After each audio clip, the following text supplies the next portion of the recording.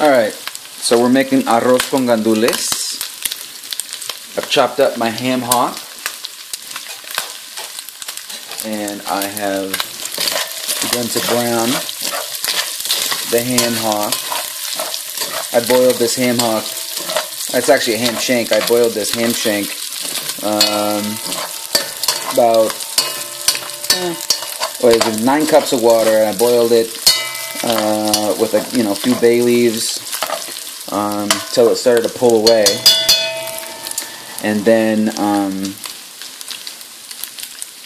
and that was last night. So I just threw the whole mixture, the boiled ham hock and the liquid and everything, I just threw it in the refrigerator, and then this morning I skimmed off all the fat that was on there, and I'm using that fat to brown a little bit, get a little brown on this meat here.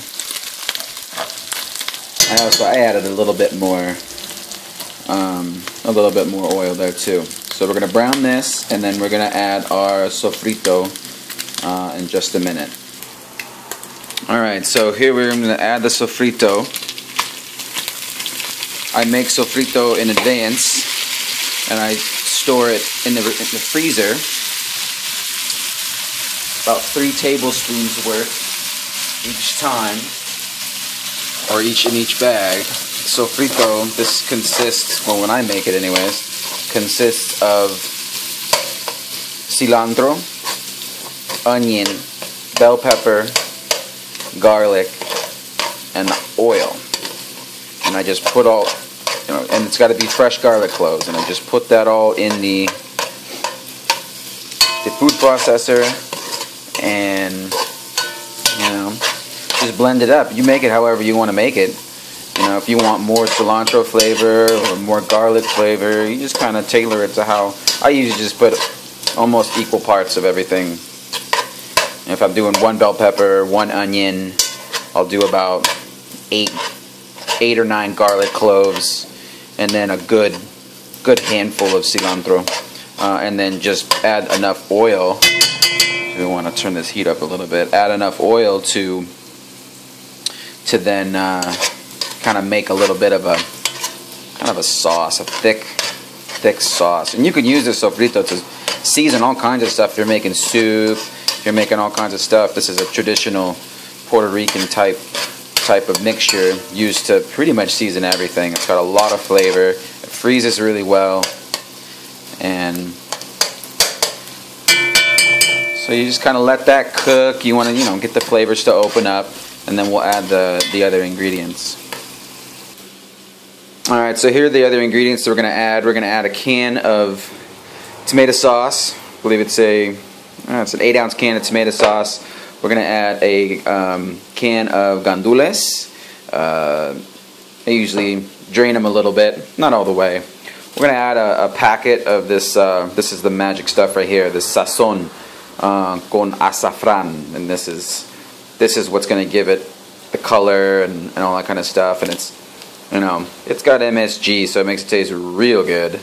But this is traditional. This is what a lot of Puerto Rican people use in their food. And make sure to get the azafran, because there's another flavor that is like with culantro, and that's not really, you don't want that because it's going to taste too cilantro-like or whatever.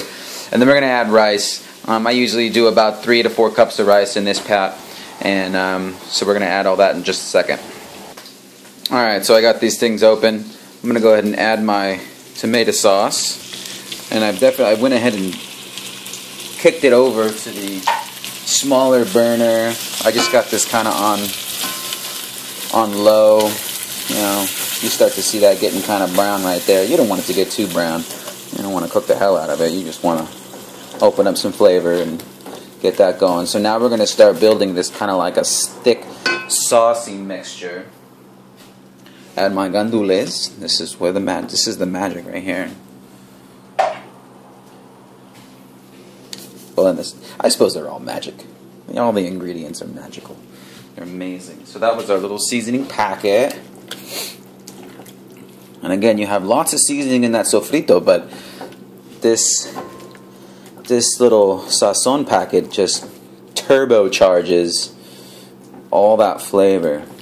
And so here you got this mixture, nice thick mixture, and you're just gonna let that kind of just sit for a second and get hot. But it's pretty thick, so you don't want too high of a heat underneath there. And try to get all the good bits, all that fond, or whatever you call it, off the bottom, all the good flavors that you've just made by browning.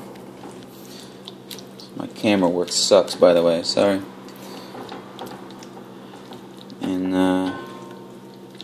yeah, so we're just gonna let that sit there for a minute, and we'll go grab the rice. Alright, so we got the rice. This rice has been, it's about, like I said, it's about 3 to 4 cups. It really doesn't matter the specific measurements, but you want it to fit the pot. So you make enough rice to, to fit the pot. You don't want to put too much in there, because then you won't be able to stir it, and you won't be able to. You'll have some little bits of kernels that aren't cooked all the way. So about 3 to 4 cups of rice. Good sized pot. I've rinsed this rice multiple times so that the water coming off is relatively clear. You don't want too much. You don't want too much starch in the rice, because that'll make your mixture or your rice come out kind of not sticky but mushy kind of. And so you want to do that. Rinse it off so that the kernels will separate when you scoop it out. Alright? And what I have is, this is the mixture that I boiled the ham shank, that smoked shank in. So you got little bits of meat in there, some fat in there. It's all good stuff. This is basically just that ham stock. And it's just got loads of flavor in it. So we're going to pour that in. Again, this is about 3 cups of the mixture. And this is where it gets a little tricky, because you gotta put the right amount of water in, but there's no real measuring. I usually start with a 1-to-1. So this is 3 cups, let's say 3 cups of rice, 3 cups of water, 1-to-1. And you have to understand too, you have some liquid that came from the sofrito, had a little liquid, the gandules had just a little bit, and the tomato sauce that you put in there has a little bit of liquid. But the idea is to get the water about an inch off of the top of the rice. And my grandma did this little thing to where if that spoon stands up, it's the weirdest thing. If the spoon can stand up, then that means you have, and you kind of, you have enough water in there. Now, I may have a little bit too much water in here, but it wants to stand up pretty good. So what I'm going to do is I'm going to bring this up to a boil. I'm going to boil off a little bit of the water in the beginning. See, I think that's good. I don't want to add any more water into it. Sometimes I play around with it though. Sometimes I try to follow my instinct, and then maybe I want to add a little bit more water or whatever. But we're going to cook this rice for a long time, so it's going to have plenty of opportunity to absorb all the water that's in there. And so, yeah, we're going to let that boil for a minute, bring that up to a boil, and then we're going to cover it and cook it. So there you go. All right, so now that we got our mixture just to almost, it's starting to boil, starting to get hot. We're going to go ahead and cover it with foil. Make a nice good seal with foil, and then we're going to cover it with the lid. And kick our heat down, and we are going to cook this for about 15 to 20 minutes, and then I'm going to stir it, give it a good stir, and then cook it for about another 20 minutes on real low, and then we'll have it.